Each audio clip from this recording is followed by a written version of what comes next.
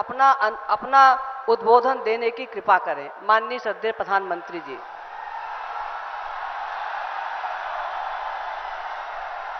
माता की, भारत माता की। शीतला धाम चौकिया के ई पावन धरती जौनपुर के हमरे सब परिवार के लोगन के हमार प्रणाम।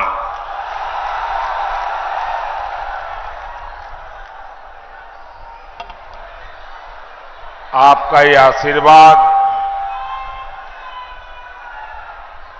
आपका ये स्नेह ये दिखाता है कि यूपी में इंडी गठबंधन वालों के लिए एक सीट भी जीतना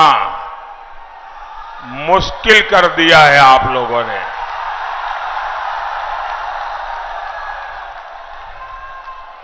चार जून को जौनपुर में इतनी इमरती बटेगी कि सारे रिकॉर्ड टूट जाएंगे। भाई और बहनों, ये चुनाव देश के प्रधानमंत्री चुनने का अवसर है। अब ऐसा प्रधानमंत्री जो एक दमदार सरकार चलाए, जिस पर दुनिया रौब न जमा सके, लेकिन वो भारत के दमखम से दुनिया को परिचित करवाए। इसलिए जब आप जौनपुर से हमारे कृपाशंकर जी को वोट देते हैं, मछली शहर से बीपी सरोज जी को वोट देते हैं, तो आपका वोट दमदार सरकार बनाता है। आप इनको जो वोट देंगे वो वोट सीधा सीधा मोदी के खाते में जाएगा। बैठिए भैया, बैठिए सरोज जी।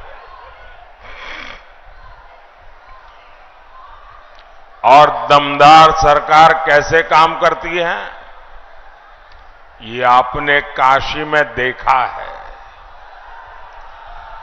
ये आप अयोध्या में होते देख रहे हैं।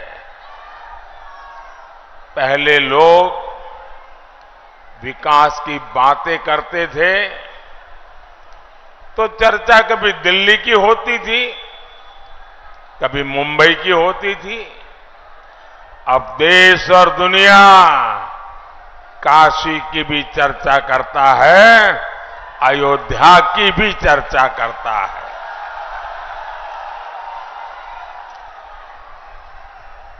भाइयों बहनों, इतनी बड़ी तादाद में आपका आना, उसमें भी मैं देख रहा हूं चारों तरफ मुझे माताएं बहनें के दर्शन हो रहे हैं। ये मेरा बड़ा सौभाग्य है कि इतनी बड़ी मात्रा में माताएं बहनें इस लोकतंत्र के उत्सव को मना रही है, उसका नेतृत्व कर रही है। और आपके आशीर्वाद, जीवन में और क्या चाहिए। मां बहनें, आपका आशीर्वाद ये मेरी बहुत बड़ी शक्ति बन गए है। साथियों, विकसित भारत बनाना ये मेरा प्रण है। और विकसित भारत का ग्रोथ इंजन पूर्वांचल होगा, पूर्वी भारत होगा। इसलिए जब मैं एक्सप्रेसवे बनाता हूं तो जौनपुर वालों को बड़ा लाभ होता है। जब मैं बनारस के हवाई अड्डे को अपग्रेड करता हूं तो भी यहां के लोगों को फायदा होता है। ये पूरा क्षेत्र हेल्थ और एजुकेशन, शिक्षा और स्वास्थ्य का एक बड़ा मजबूत हब बन रहा है। आने वाले 5 सालों में मोदी योगी पूर्वांचल की तस्वीर और तकदीर दोनों बदलने वाले हैं। साथियों, जौनपुर तो देश को आईएएस, आईपीएस देने वाला जिला है।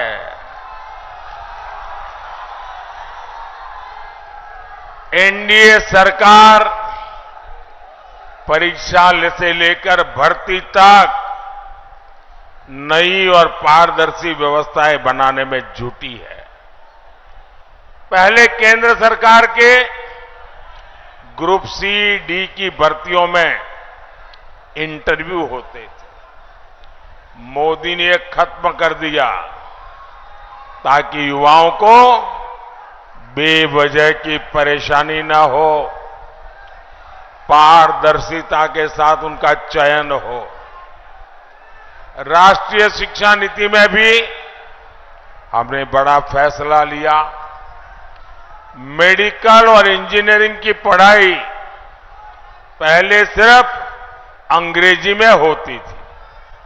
अगर आपका बच्चा स्कूल में अंग्रेजी में पढ़ा है तभी उसको आगे जाने का कोई खिड़की खुलती है। अब मुझे बताइए भाई, एक गरीब मां का बेटा, गरीब मां की बेटी बच्चे को अंग्रेजी पढ़ाने कहां जाएगी? अंग्रेजी पढ़ाने के पैसे कहां से लाएगी? तो क्या मेरा दलित का बेटा डॉक्टर नहीं बनेगा क्या? मेरे पिछड़े का बच्चा डॉक्टर नहीं बनेगा क्या? और इसलिए भाइयों बहनों,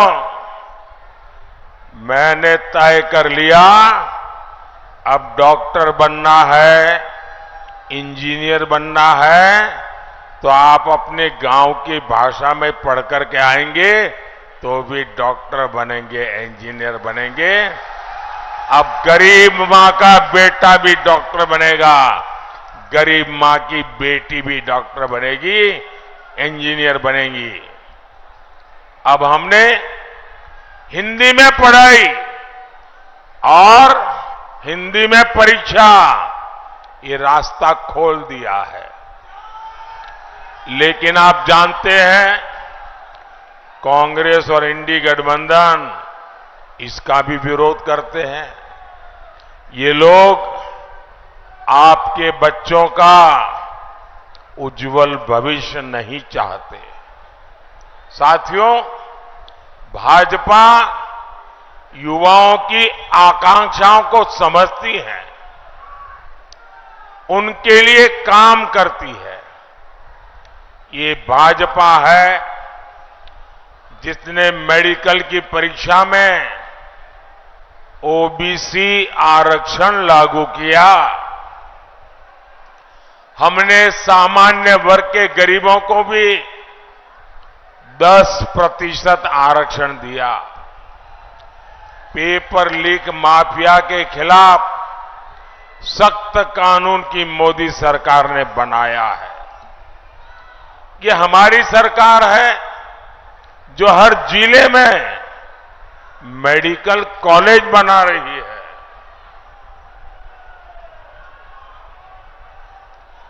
हम रिकॉर्ड संख्या में आईआईटी, आईआईएम, एम्स बना रहे हैं और इस महाअभियान का सबसे ज्यादा फायदा युवाओं को मिल रहा है। भाइयों और बहनों, इस चुनाव में देश के सामने दो मॉडल है। एक तरफ हम लोग हैं, मोदी है, भाजपा है, एनडीए है। हम लोगों का रास्ता क्या है? हम लोगों का रास्ता है संतुष्टिकरण, हर किसी को संतुष्ट करना, संतोष देना। और दूसरी तरफ सपा हो, कांग्रेस हो, घमंडिया गठबंधन हो, उनका मॉडल है तुष्टीकरण, अपीजमेंट। देश में जब सपा कांग्रेस का तुष्टीकरण मॉडल चलता था तो सिर्फ और सिर्फ कुछ परिवारों का ही लाभ हुआ। सामाजिक न्याय पर, उस नाम पर गरीब, दलित, पिछड़ों के साथ छल हुआ है, छल, अपराध हुआ है। कच्चे घर, गंदा पानी, खुले में शौच, न जाने कितने अपमान, बिजली, गैस का अभाव। जरा कोई इस बच्चे से फोटो ले लीजिए, उस बच्चे को इतने प्यार से आया है। बेटे थोड़े आगे आ जाओ तुम, बेटा आगे आ जाओ थोड़ा। जरा एसपीजी वाले आप उसको बेचारे को परेशान मत करो। देखिए कितना बढ़िया स्केच बना के लाया है। वाह, खुद बनाते हो बेटा, खुद बनाते हो? हैं? तो अच्छा, पीछे तुम्हारा नाम लिखा है? पीछे तुम्हारा नाम पता लिखा है? हाँ, तो मैं चिट्ठी लिखूंगा तुझे।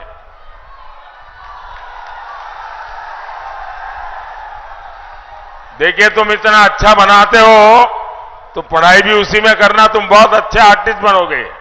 करोगे?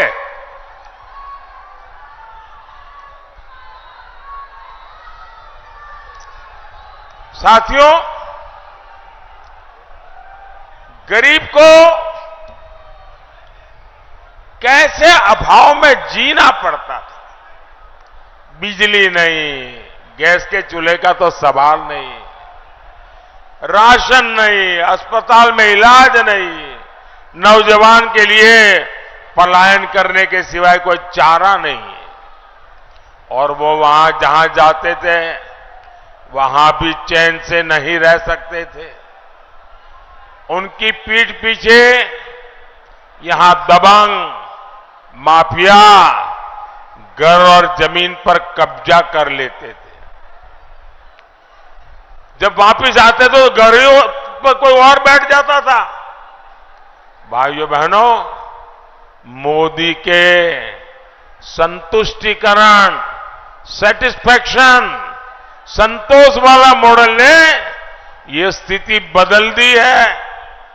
यूपी में भाजपा ने जमीन माफिया, ये जो उद्योग चल रहा था ना, जमीन माफिया की कमर तोड़ दिए, कमर।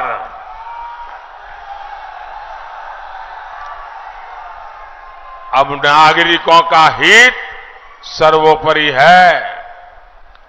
जो जौनपुर में राशन कार्ड बना है, अब उसी पर मुंबई जाओ, सूरत जाओ, हैदराबाद जाओ, मुफ्त राशन उस पर मिल जाएगा।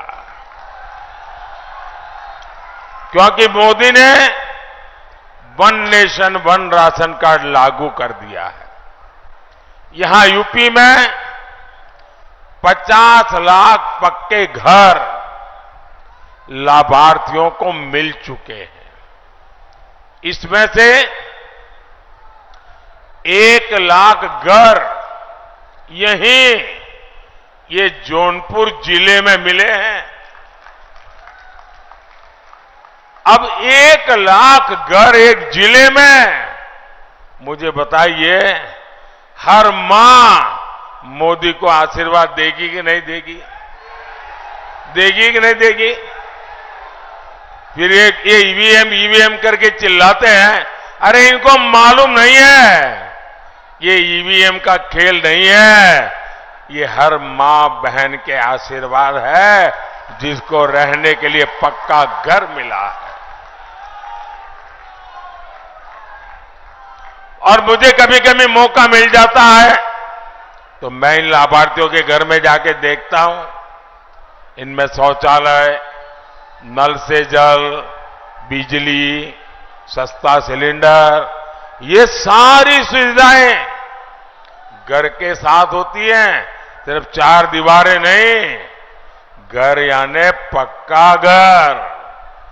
और ज्यादातर घर, हमारे समाज का रिवाज कैसा है, मेरी माताएं बहनों को जरूर बता देना, मेरी ये बात जरूर बता देंगे आप लोग। हमारे यहां परंपरा क्या थी? घर है तो पति के नाम। ये क्या बढ़िया मोदी योगी बना लाए हो भाई। और ये मोदी तो इतना सुंदर लग रहा है, क्या बढ़िया मेकअप किया है भाई, और हाथ भी बढ़िया। वाह, दोनों मोदी योगी बन के आ गए।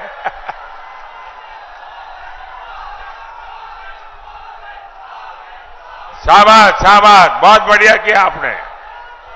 देखिए, सब अखबार वालों की नजर मेरे से हट गई, आप पर आ गई। बढ़िया है, वाह। ये मोदी को तो हाथ हिलाना भी आ गया है।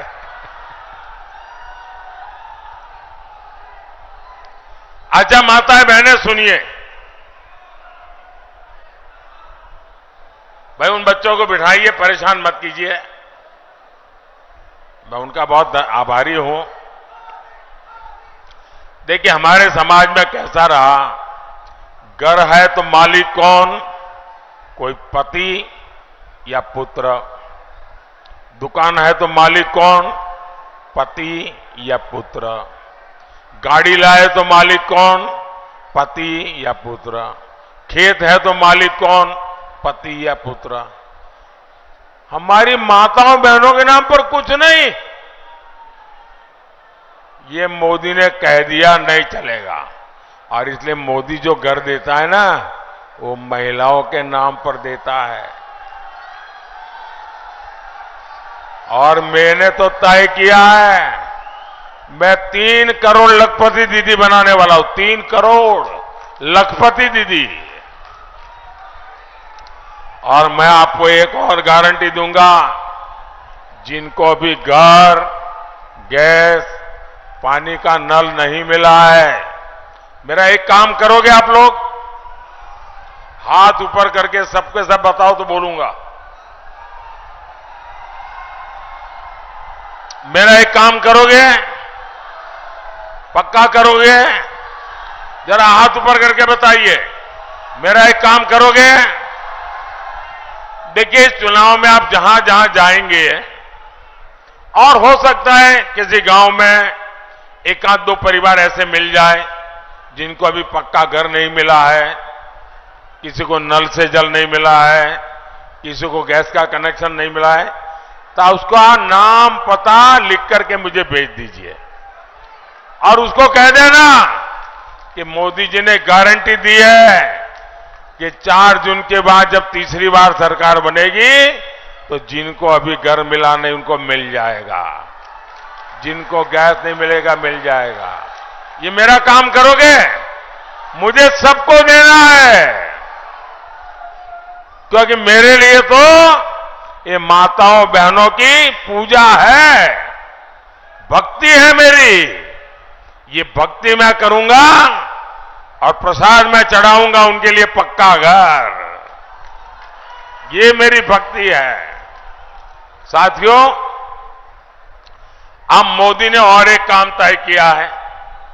मैंने तय किया है कि आपका जो बिजली का बिल है ना घर में, अब मोदी ने बिजली तो दी, लेकिन लोग आके भड़काते हैं, देखो बिजली दी क्या मिला, इतना बिल दिया मोदी ने। तो अब मैंने कह दिया है, अब मोदी ने बिजली तो दी, अब बिल भी मुझे जीरो करना है।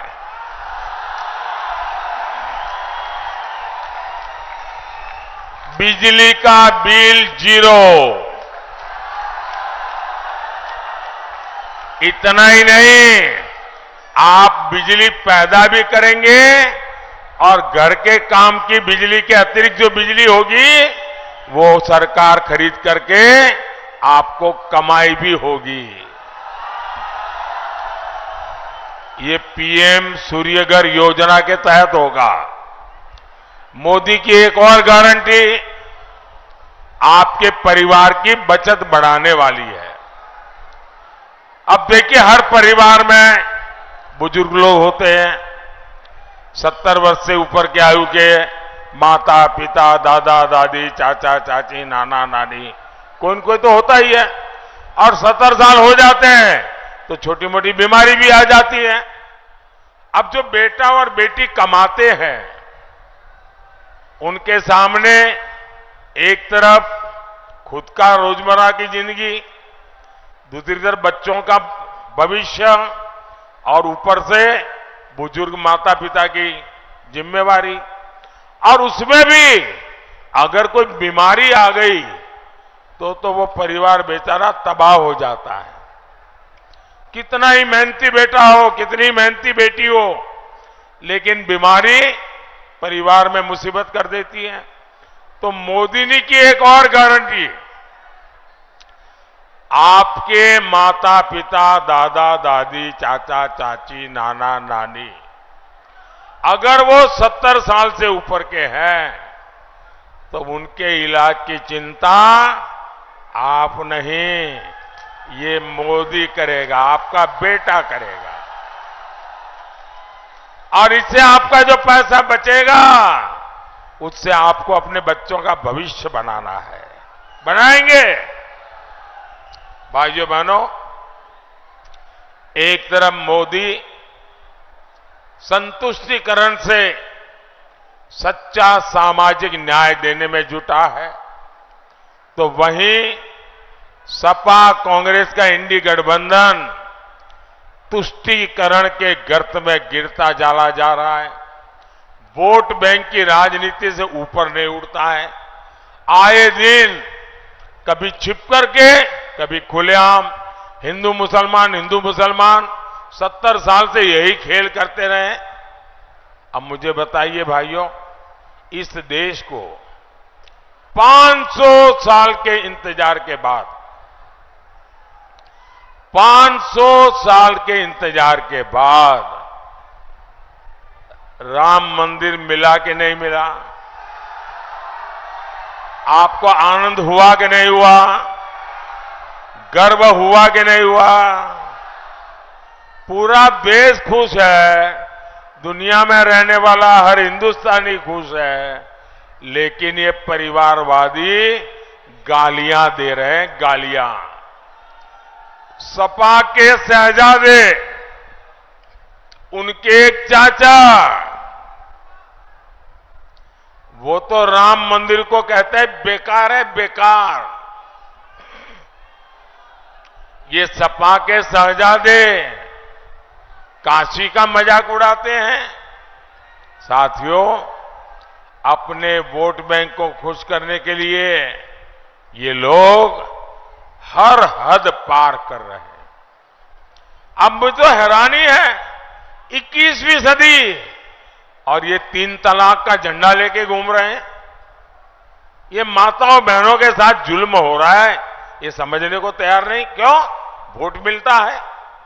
ये आर्टिकल 370 जो हटाया हमने, देश का संविधान पूरे देश में लागू किया, अब कहते नहीं, हम 370 की दीवार फिर से बना देंगे। ये धर्म के आधार पर देश में आरक्षण की वकालत करते हैं। ये देश का संविधान बदलकर एससी, एसटी, ओबीसी को जो आरक्षण मिला है उसका हक छीनना चाहते हैं, डाका डालना चाहते हैं। और ये काम उन्होंने कर्नाटक में कर दिया।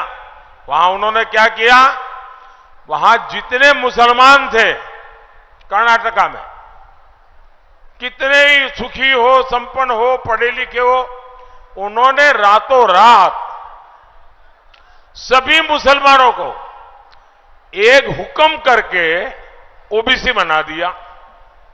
ऐसे क्या हुआ, जो ओबीसी को आरक्षण मिला था उसमें बहुत बड़ा डाका डाल दिया। रातों रात आरक्षण का 2 हिस्से हो गए, एक हिस्सा उनके पास चला गया और बाकी जो इतने सालों से ओबीसी का आरक्षण था वो बेचारे रोते रह गए। और ये पूरा मॉडल पूरे देश में लागू करना चाहते हैं। भाइयों बहनों, मैं भी आप ही के बीच में से निकला हूं। क्या मेरे जीते जी ये कर पाएंगे क्या? मेरे जीते जी ये ओबीसी का आरक्षण छीन पाएंगे क्या? मेरे जीते जी ये एससी का आरक्षण छीन पाएंगे क्या? मेरे जीते जी एसटी का आरक्षण छीन पाएंगे क्या? भाइयों बहनों, मैं जिंदा हूं ना, तब तक मैं इनको ये राजनीति नहीं करने दूंगा। अब आपने सुना होगा,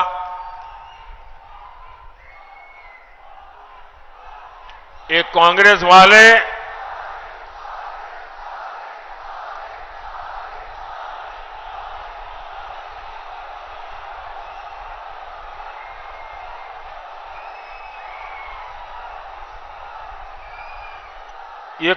वाले एक एक्सरे मशीन लाए, एक्सरे मशीन। जरा उससे सावधान रहने की जरूरत है। एक कांग्रेस वाले अभी पिछले एक हफ्ते से मैं जरा उनकी हिडन एजेंडा को खुला कर रहा हूं, तब से डर गए हैं और मुझे लगता है उनका एक्सरे मशीन बिगड़ा हुआ है, रिपेयरिंग में गया लगता है। वो कहते हैं हम आपकी संपत्ति का एक्सरे निकालेंगे।